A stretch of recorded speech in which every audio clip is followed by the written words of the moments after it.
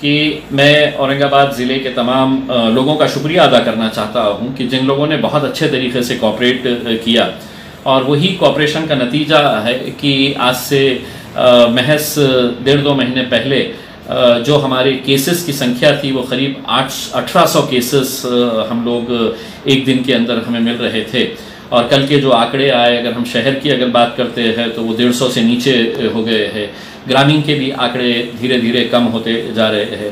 तो ये एक बहुत पॉजिटिव साइन है, और इसके लिए सभी लोगों ने, जिन जिन लोगों ने इसके लिए मेहनत की है, मैं उन लोगों का तहे दिल से शुक्रिया अदा करता हूं, जिसके अंदर सरकारी अधिकारी है, पुलिस डिपार्टमेंट हो, हेल्थ वर्कर्स है, महानगर पालिका है, डिस्ट्रिक्ट कलेक्टर ऑफिस है, डिविजनल कमिश्नर ऑफिस है, डीन का ऑफिस है, FDA का ऑफिस है। ये तमाम लोग, जितने भी लोग हैं, ये प्राइवेट हॉस्पिटल के डॉक्टर्स है, नर्सिंग स्टाफ है, इन सभी लोगों का मैं एक खासदार की हैसियत से तहे दिल से शुक्रिया अदा करता हूं कि हमने सभी लोगों की मेहनत की वजह से आज ये आंकड़े हमारे सामने आ गए।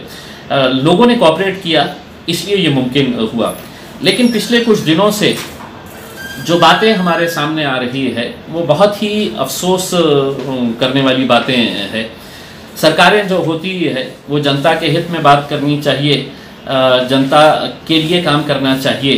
प्रशासन जो है वो सरकार के हित में सरकार के नियमों का पालन करने के लिए तो करना चाहिए, लेकिन जनता की भी मजबूरियां क्या है, पब्लिक को क्या क्या तकलीफ़ों का सामना करना पड़ रहा है, इस बारे में भी प्रशासन को, पुलिस को, तमाम अधिकारियों को इस बारे में भी ध्यान देना चाहिए।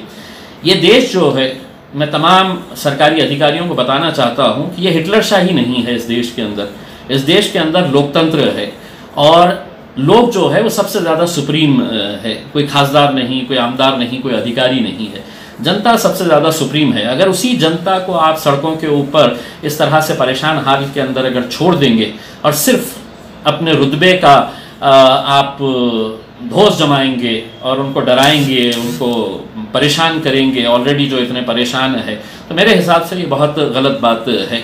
मैं तो सबसे पहले औरंगाबाद के जितने भी अधिकारी हैं जो सड़कों के ऊपर आजकल ज़्यादा नज़र आ रहे हैं, उनको मुबारकबाद देना चाहता हूँ इस बात के लिए कि आज के अखबार के अंदर एक खबर आई है, एक रिक्शा चालक ने आत्महत्या की है।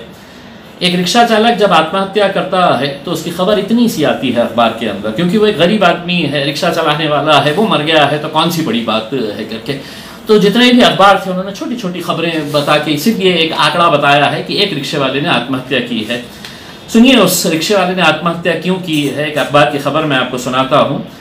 कर्ज के किश्तें नहीं अदा करने से परेशान एक रिक्शा चालक ने गुरुवार को मध्यरात्रि फांसी लगा, उसने सुसाइड नोट में इच्छा व्यक्त की कि उसके पार्थिव शरीर की अग्नि उसकी पत्नी दे।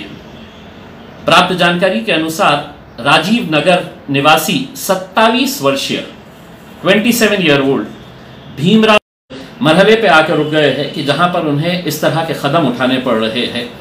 मैं बार बार देखता हूं कि वजीर आजम, देश के पंत प्रधान नरेंद्र मोदी साहब टीवी कर यहाँ के पुलिस कमिश्नर और डिस्ट्रिक्ट कलेक्टर को एक लेटर भेजा हूं कि ये जो प्राइवेट फाइनेंस कंपनीज है या बैंक्स है जिनके पास से ये लोगों ने लोन लिया है, वो लोन का पैसा वो अदा नहीं कर पा रहे हैं। कई लोग मेरे पास आए हैं जिन्होंने अपना पूरा डेटा बताया है कि पिछले 3 साल से हम लगातार पैसा भर रहे हैं, पूरी ईमानदारी के साथ भर रहे हैं और आगे भी भरेंगे, लेकिन पिछले 4-6 महीने के अंदर जिन तकलीफों का सामना उनको करना पड़ रहा है, जब उनके पास ही पैसा नहीं है तो वो कहां से। अब ये प्राइवेट फाइनेंस कंपनीज ने कुछ गुंडों को अपॉइंट किया है रिकवरी एजेंट्स के नाम के ऊपर। बड़े बड़े ऐसे दांडगे टाइप के लड़कों को मोटरसाइकिल दी गई है और इनका काम ये है कि जाओ वहां से पैसा लेकर आओ, और पैसा नहीं है तो उनकी जोर जबरदस्ती करके उनकी गाड़ी उठाकर लेकर आओ।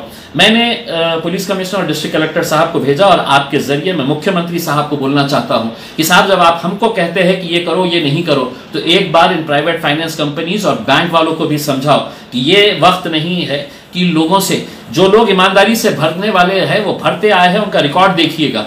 लेकिन अगर आप ये कहेंगे कि हमने तो रिक्शों को बंद कहाँ किए हैं, जी हाँ रिक्शे आपको सड़क के ऊपर नजर आ रहे हैं, लेकिन थोड़ा दिमाग का इस्तेमाल करिए। जब जनता ही नहीं है सड़क के ऊपर तो रिक्शे वाले हैं तो सिर्फ स्टैंड के ऊपर आकर बैठते हैं, तो दिन भर में उन्हें 2 गिराक मिलते हैं, 3 गिराक मिलते हैं, उससे अपना घर चलाएंगे या बैंक का या प्राइवेट फाइनेंस कंपनीज का EMI देंगे। इसके बारे में कभी आपने दिया है मुख्यमंत्री साहब या आपके किसी नेता ने, जो बहुत बड़ी बड़ी बातें करते हैं यहाँ पर, जो हमारा विरोध करते हैं हर बात के ऊपर, किसी ने खड़े रहा इनके लिए कि किसी ने जाकर कहे करके। अब हम स्पष्ट तरीके से कहना चाहते हैं कि अगर दोबारा अगर किसी प्राइवेट फाइनेंस कंपनी ने या किसी बैंक ने अगर किसी रिक्शे वाले या किसी गाड़ी वाले की अगर गाड़ी जब्त करने की कोशिश की, उसने सीधा हमारे दफ्तर के ऊपर आना, जो कुछ भी होगा उसकी पूरी जिम्मेदारी सरकार की रहेगी।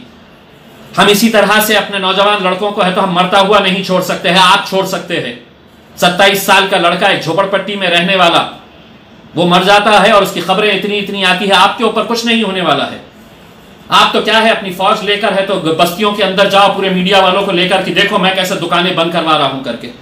कभी सोचे हैं कलेक्टर साहब कि ये दुकानें जब बंद होती है तो उसके पीछे कितना नुकसान उन दुकान वालों को सहना पड़ता है? क्या सरकार की तरफ से क्या कभी कुछ बताया गया है कि हम आपका लाइट बिल माफ करने वाले हैं, जितने पीरियड के अंदर ये दुकानें बंद थी तो हम आपका लाइट बिल माफ करेंगे? आपका बैंक का ईएमआई जो है वो सरकार कहेगी कि नहीं इतने पीरियड का ईएमआई हम नहीं लेंगे, बैंक का इंस्टॉलमेंट इतने पीरियड के लिए हम रियायत देते हैं। क्या महानगर पालिका ये कहेंगी कि हम टैक्स आपका माफ करेंगे इतने पीरियड का? क्या जो कर्मचारी उनके पास काम कर रहे हैं उनकी पगार कौन सा मुख्यमंत्री, कौन सा प्रधानमंत्री या कौन सा जिलाधिकारी या ऑफिसर्स देने वाले हैं? लेकिन हाँ, आपको तो अपनी ये दिखाना है कि नहीं मैं तो बड़ा अधिकारी हूं, देखो मैं तो सड़क के ऊपर उतर के मैं कैसा बंद करवाता हूं करके, और आप बंद करवा रहे हैं। बहुत बहुत मुबारक आपको। लेकिन हाँ, एक बात सुनिए साहब, आप ये जो काम कर रहे हैं, अगर कानून सबके लिए बराबर है तो कानून सबके लिए बराबर होना चाहिए। अगर धन्ना सेठों के लिए, अमीरों के लिए अगर अलग कानून रहेगा और गरीबों के लिए अलग कानून रहेगा तो साहब मजबूरन इन गरीबों को सड़क के ऊपर हम उतारेंगे, और जब गरीब सड़क के ऊपर उतरेगा तो क्या हाल होगा ये आप भी अच्छी तरह से जानते हैं।